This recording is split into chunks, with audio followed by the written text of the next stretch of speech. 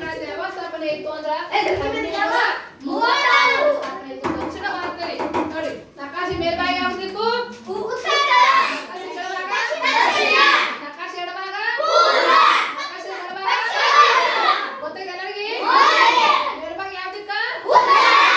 ಈ ಉತ್ತರ ಭಾರತದಲ್ಲಿ ಯಾವಾಗ ಸುಲ್ತಾನರು ಆಳ್ವಿಕೆ ಮಾಡಿದ್ರು, ಖಿಲ್ಜಿ ಸುಲ್ತಾನರು ಆಳ್ವಿಕೆ ಮಾಡಿದ್ರು, ಖಿಲ್ಜಿ ಸುಲ್ತಾನರು ಆಳ್ವಿಕೆ ಮಾಡಿದ್ರು. ಆ ಸಂದರ್ಭದಲ್ಲಿ ದಕ್ಷಿಣ ಭಾರತದಲ್ಲಿ ಸಣ್ಣ ಪುಟ್ಟ ರಾಜರ ಆಳ್ವಿಕೆ ಮಧುರೈ ಸುಲ್ತಾನರು ನೋಡ್ರಿ, ದೋರ ಸಮುದ್ರದ ಹೈಸರರು, ವಾರಂಗಲ್ನ ಕಾಕತೀಯರು ಮೊದಲಾದ ರಾಜರು ಈ ದಕ್ಷಿಣ ಭಾರತದಲ್ಲಿ ಆಳ್ವಿಕೆಯನ್ನು ಮಾಡ್ತಿದ್ರು. ಇಂತಹ ಸಂದರ್ಭದಲ್ಲಿ ಬಲಿಷ್ಠವಾದ ಸಾಮ್ರಾಜ್ಯ, ಯಾವುದೇ ಬಗೆಯ ಬಲಿಷ್ಠವಾದ ಸಾಮ್ರಾಜ್ಯ ಈ ದಕ್ಷಿಣ ಭಾರತದಲ್ಲಿ ಇರಲಿಲ್ಲ.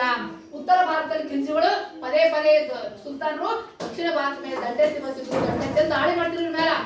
ಅಂತ ಸಂದರ್ಭದಲ್ಲಿ ಒಂದು ಸ್ಥಾಪನೆ ಆಗಿರ್ತಕ್ಕಂಥ ಒಂದು ಮನೆತನ ಯಾವ್ದಂದ್ರ ವಿಜಯನಗರ ಸಾಮ್ರಾಜ್ಯ. ವಿಜಯನಗರ ಸಾಮ್ರಾಜ್ಯ ಯಾವಾಗ ಸ್ಥಾಪನೆ ಆಗಿತ್ತು ಅಂದ್ರ 1336 ಎಷ್ಟರಲ್ಲಿ? 1336ರಲ್ಲಿ ಹಂಪಿ. ಅದು ಎಲ್ಲಿ ಸ್ಥಾಪನೆ ಆಯಿತು ಅಂದ್ರ ಬಳ್ಳಾರಿ ಜಿಲ್ಲೆ ಹಂಪಿ. ವಿಜಯನಗರ ಬಳ್ಳಾರಿ ಜಿಲ್ಲೆ ಹಂಪಿ ಒಳಗೆ ಸಾಮ್ರಾಜ್ಯ ಸ್ಥಾಪನೆ ಆಯಿತು. ಎಲ್ಲಿ ಸ್ಥಾಪನೆ ಆಯಿತು?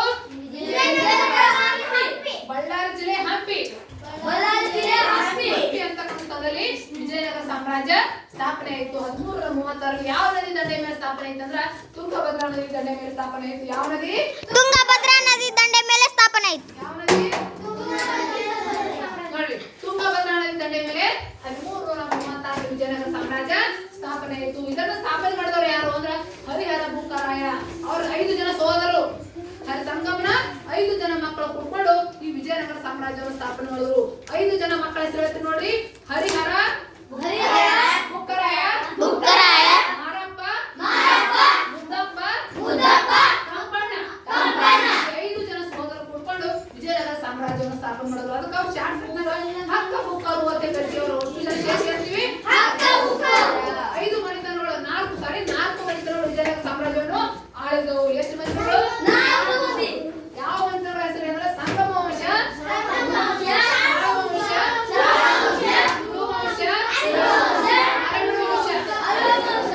ವರಾಹ ಅಂತಕ್ಕಂಥದ್ದು ಇವರ ಲಾಂಛನವಾಗಿತ್ತು. ವಿಜಯನಗರ ಸಾಮ್ರಾಜ್ಯ ಲಾಂಛನ ಯಾವಾಗಿತ್ತು?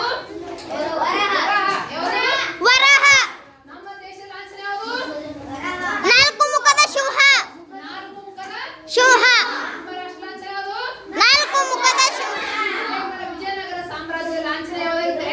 ವಿಜಯನಗರ ಸಾಮ್ರಾಜ್ಯ ಲಾಂಛನ ಯಾವ್ದಾಗಿತ್ತು ಅಂದ್ರ ವರಾಹ ಅಂತಕ್ಕಂಥದ್ದು. ಅವ್ರ ನಾಣ್ಯದ ಕೂಡ ವರನಾಗಿತ್ತು, ಲಾಂಛನ ಕೂಡ ವರಾಹ ಆಗಿತ್ತು. ಗೊತ್ತಾಯ್ತಾ?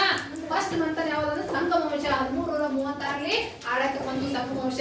ಸಂಗಮ ವಂಶದಲ್ಲಿ ಮೊದಲು ಬರ್ತಕ್ಕಂಥ ದೊರೆ ಯಾರಂದ್ರ ಹರಿಹರ ರಾಜ ಸ್ಥಾಪನೆ ಮಾಡಿ ಸಾಮ್ರಾಜ್ಯವನ್ನು ವಿಸ್ತಾರ ಮಾಡಿದ. ಅವನು ಕೂಡ ಅವನ ನಂತರ ಬರ್ತಕ್ಕಂಥ ಯಾರಂದ್ರ ಬುಕ್ಕರಾಯ. ಈ ಬುಕ್ಕರಾಯನು ಕೂಡ ಕಾವೇರಿ, ಕೃಷ್ಣಾ ನದಿ ಮತ್ತು ಕಾವೇರಿ ನದಿವರೆಗೆ ಸಾಮ್ರಾಜ್ಯವನ್ನು ವಿಸ್ತಾರ ಮಾಡಿದ್ದ. ಇವನ ನಂತರ ಇವನ ಮಗನಾಗಿರ್ತಕ್ಕಂಥ ಕಂಪಣ, ಈ ಬುಕ್ಕರಾಯನ ಮಗನಾಗಿರ್ತಕ್ಕಂಥ ಕಂಪಣ ಏನ್ ಮಾಡಿದ? ಗೋವೆ ರಾಜರನ್ನು ಸೋಲಿಸಿ, ಗೋವೆ ಅಲ್ಲ,